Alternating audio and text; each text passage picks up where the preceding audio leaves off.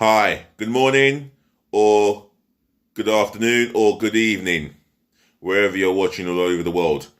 This is my football channel. I'm DLG Reppin, and I'm here to bring you more football context. Ladies to the gentlemen, to the boys, to the girls. Hope you all tuned in from wherever you're watching from, wherever you are, all over the planet. So allow me to start off with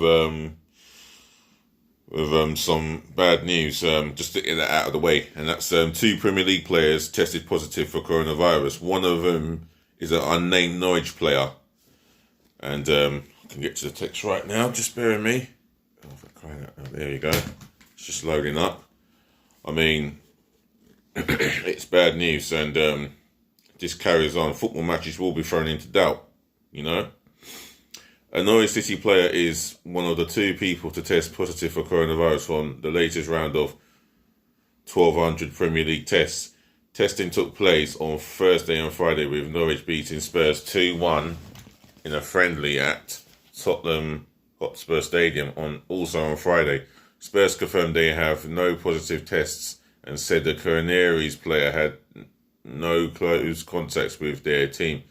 An unnamed player will now self-isolate for 7 days. Well, this shows that it just feels like it proves that football's being rushed back too soon. I mean, don't get me wrong, I can't wait for the Premier League.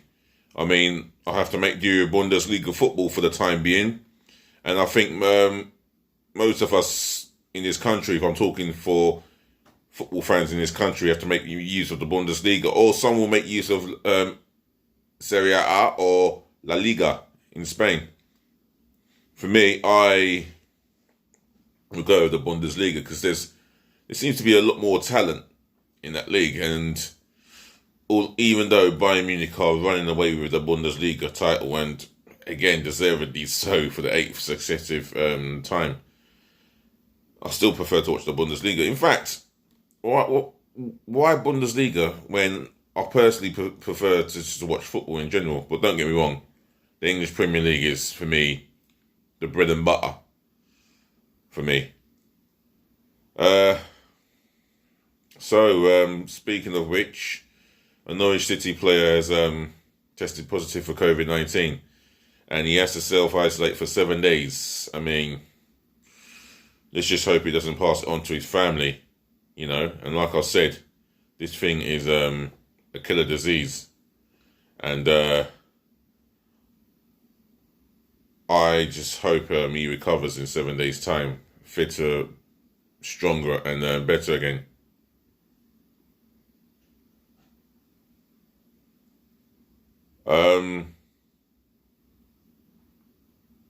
What was I going to say?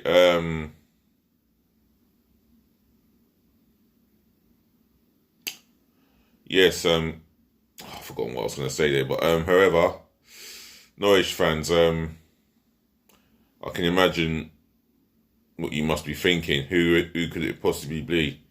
If you have any rough ideas, you can drop it in the comments section below, and do like my channel, and whoever's watching, yeah, please like the channels, drive it up drive the thumbs up like as much as possible, and remember to smash that subscribe button for me hard and passionately, leaving me with a lot more than 36 subscribers.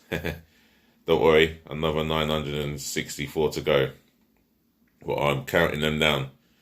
Otherwise, we just move on to other news, and that is Jose Mourinho, and he said that these Tottenham players have to adapt into playing in empty stadiums, whether that be home or away.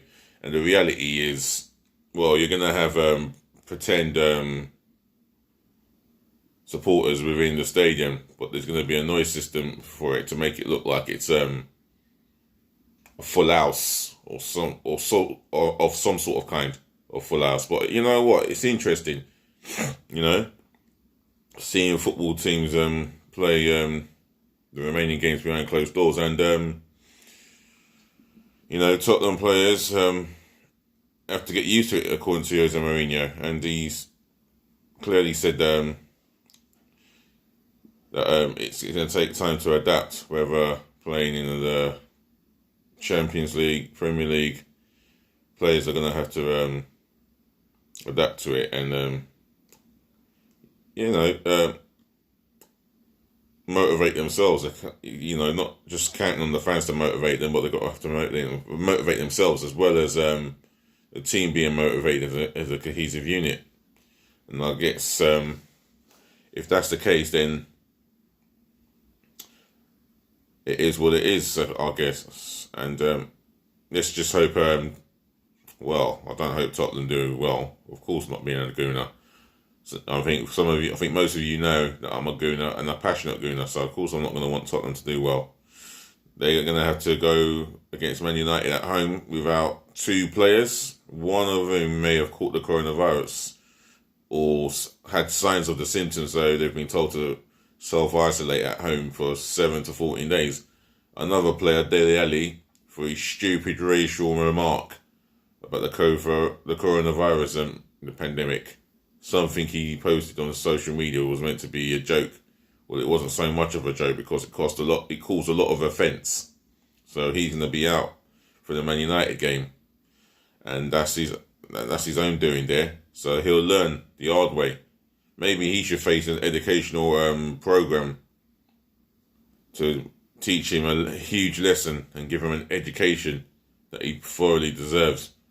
I think half of the footballers deserve an educational program. Just to check themselves out and find out what the true meaning of racism really means. So, there's a Mourinho. He's come out and said that they have to adapt. Well, let's see if they do adapt against Man United when it returns next weekend, that is. Right, moving on to other news. Liverpool goalkeeper, Palyers, famous for the two blunders against Real Madrid in the 2018 Champions League final, has said that it would make no sense if he left Liverpool. Well, he ain't wanted by the fans, that's for sure. He can't be wanted for Liverpool. I don't think he's in Jurgen Klopp's plans. No chance in hell. But yet he still believes he can become number one. He's having a laugh. Palyers, there's a goalkeeper in front of you. He's one of the best goalkeepers overall in the world of football. Brazil's number one. Don't get any bigger than that. Brazil's number one. And you're saying it makes no sense. So wouldn't it make more sense? So doesn't it not make any sense for you to go and find another club and prove yourself? I mean, I doubt if any Premier League club would want you, but I could be wrong. I mean, Liverpool fans, I ask you the question, would any other Premier League club buy Palyers of you? If you want to answer that question, then leave it in the comment section below. And I'll be reading it and having a conversation with you lot. Doesn't matter who you are, what team you support, where you live. I'm not for that. I'm for the westernised side of things. So, yeah, I'm open to all conversations on football, really. So leave it in the comments below. Palyers, for me, he was just as bad as Minane. But until Liverpool bought Alisson has been completely superb and beyond. He's not really had to make too many saves, but when he does make saves, they are really vital saves as well. So he has made his fair share of vital saves, and the clean sheets he's kept as well. And because of him, the back four in front of him have been superb and solid. He gives that back four the reassurance, in terms of coming out for set pieces to deal with it, whether by catching or whether by punching. As long as he completes the job, I think most Liverpool fans are happy with him, the impact that he's made. However, apart from one or two mistakes, he has been the money well spent. And Liverpool fans have got every reason to to owe him a debt of gratitude. So Palyers, there's no chance of you being a Liverpool player again. Even they said even what's his name, the guy that they bought from West Ham. Oh, how can I forget his name? Yeah, I've forgotten his name. I can't believe I've forgotten his name. The goalkeeper who made a ricket against Atletico Madrid in the Champions League last 16. For me, he's ahead of you. And I think he's a little bit better than you, in my humble opinion. But enough of you, and I'm going to move on. And I'm going to move on to Arsenal. Now, I'm hearing these stories of rumours that we are now favourites to sign Dale Upamecano. Now, don't get me wrong, I want this guy, but I don't know how true the story is. You know, I do not know how true the story is for me, and I don't think it's that true. I mean, I'd love to be proven wrong. Arsenal fans, is there a chance in hell that we can get Upamecano? Because I don't feel that we're going to get him. I really don't think we're going to get him.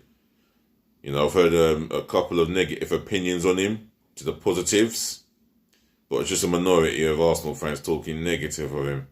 But for the game that I saw him play against Tottenham, he was magnificent, completely magnificent. He was solid, he was quick, you know, powerful, dominant in the air. He's exactly what we need. Although, yeah, they say he's young, but he'll learn in time if he comes into the Premier League, you know, and he could be a complete, it can be what I would call a complete example to the Premier League. Not just an example, but a massive token to the Premier League. You know, as massive and as massive token to Arsenal as well. And I will be delighted if I see him in an Arsenal shirt, holding it with the name with his surname at the back of the shirt. Definitely, I'll be ecstatic if we get that signing, because that will make a statement alone. And getting Thomas Partey in, if it means swapping Lacazette for him, so be it. I'll still be delighted. I've got faith in Nketiah. I've got, and then we got an up and coming rising star in Balogun. So I'm not gonna worry. Arteta's prepared to give younger players a chance from keeper to attack. I'm happy with that. I am extremely happy with that. And I think the future will be a lot brighter and clearer if we see more of these younger players like Martinelli. I want to see him start more. We'll see more of Saka starting. Tierney is still young. He'll start. So the future could be brighter and clearer for Arsenal. And if you want something to say, if you've got something to say on that, yeah, then drop your comments in my section below. And let's have a conversation, yeah? And I'll give you the best knowledge possible. Other than that, ladies, gentlemen, to the boys, to the girls, I'm going to wrap this up and say thank you for listening. Thank you for tuning in. Once again, it's peace, bless and love. Your host, your guy, DLG, is Reppin. Latest.